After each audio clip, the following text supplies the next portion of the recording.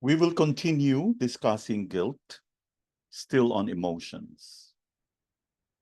Guilt forms the core of Judeo-Christian psychology and theology. Guilt also formed an important cornerstone of Freud's theories. It is important to distinguish the subjective sense of guilt from its objective counterparts. For example, a person may be found guilty in a court of law without feeling guilty.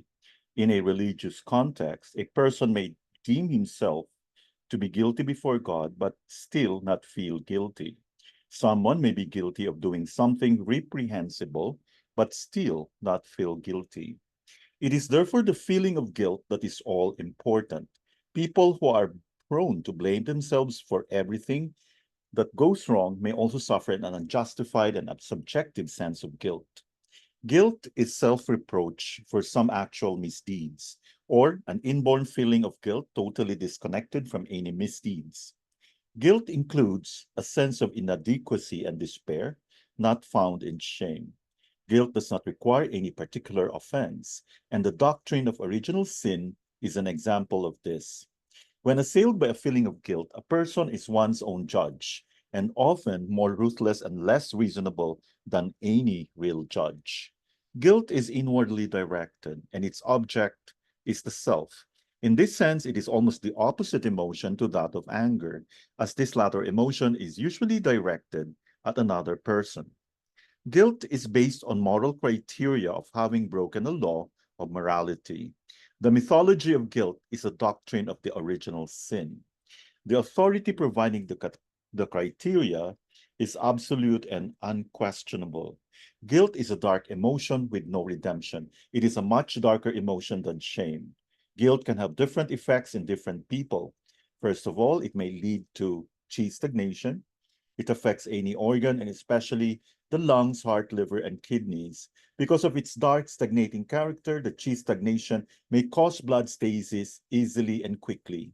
This blood stasis may be in any part of the body and any organ, but particularly in the lungs, heart, spleen, and liver. Here we see the clinical picture of guilt. So the patient has a purple tongue with red tip, blood stasis, there is sinking of chi, urinary or gynecological problems, pulse is deep and weak and firm. Under certain conditions, guilt may also cause sinking of qi and affects the kidneys, causing some urinary problems or menstrual problems from sinking of qi. The tongue has a red tip and possibly purple body. The pulse is deep, weak on the kidney positions, possibly slightly overflowing on the heart position, and choppy without wave. It may also be firm. When guilt results from repressed anger, the pulse will be wiry. So here we see the effect of guilt in the following flowchart. So guilt can either cause chi stagnation or chi sinking. Chi stagnation, particularly of the lungs, heart, liver, kidneys, and chi stagnation of the heart and liver can lead to blood stasis, while chi sinking resulting from guilt can impact the kidneys. To summarize, guilt is a pervasive emotion in Western patients, and it is completely missing from Chinese medicine books. What concerns us in dealing with emotions is not guilt, but the feeling of guilt, which is totally unrelated to an actual crime or transgression. Guilt forms the core of Judeo-Christian psychology and theology. Guilt also formed an important cornerstone of Freud's theories. Guilt is self-reproach for some actual misdeeds or an inborn feeling of guilt totally disconnected from any misdeeds. Guilt may lead to chi stagnation. It affects any organ, especially the lungs, heart, liver, and kidneys. Because of its dark, stagnating character, the chi stagnation may cause blood stasis, particularly in the lungs, heart, spleen, and liver, easily and quickly.